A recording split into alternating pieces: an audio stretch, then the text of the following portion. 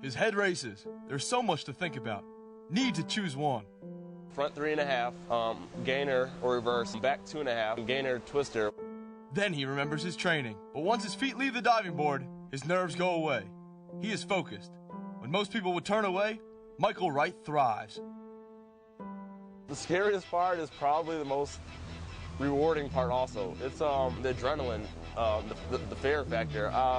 I think that's what keeps me in diving. It's scary to, 10 meter is 33 feet above the water, and when you hit the water, you're going 30 miles an hour. So the fact that you're doing like 3, 4.5 flips before you hit the water at 30 miles an hour is kind of scary, but that adrenaline rush is like what keeps me going. The 6'1" diver won the 1 meter springboard USA Diving Winter National Championship. Wright posted a Tennessee school record 396 score. He became the first African American to win a diving championship. It means a lot. I had no idea until after the meet. Someone informed me about that, and it's pretty big. I was pretty honored to take that. The sport is not as diverse as most other sports. I think it's a little bit harder. A lot of guys, inner city kids, different races, backgrounds, they don't get a chance to learn, swim and dive, at country clubs, where you mostly see it happening. And kind of breaking away from that, it kind of helped me, set a little new path for guys to take.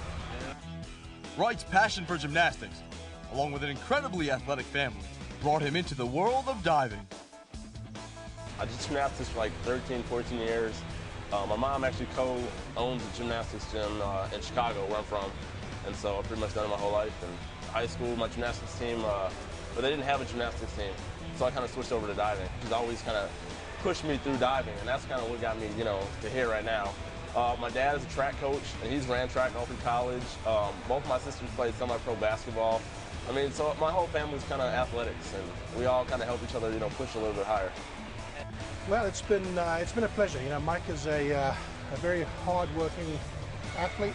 And when he first came here from Indian River, he right from day one showed that he was really willing to make changes and work his butt off.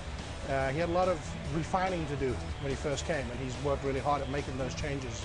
Before I came here, I didn't have any platform experience, and so when he got up on tower, I had the basic dives down, but the height difference a little bit, the impact was a little different, and it hurt my back, and we wound up finding that it was 2 stress fractures in my lower spine. So it put me out for about 8 weeks in a back brace, couldn't do anything at all, just kind of laying around, and it bummed me out. But I got back training, and that made me take the season off.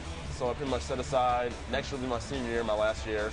And so we figured that, let's take time now to recover, get back to basics, come back next year real strong. Although he is redshirting the 2009-2010 season, Wright was able to compete in the USA Diving Winter Nationals. The event was sanctioned by USA Diving and not the NCAA.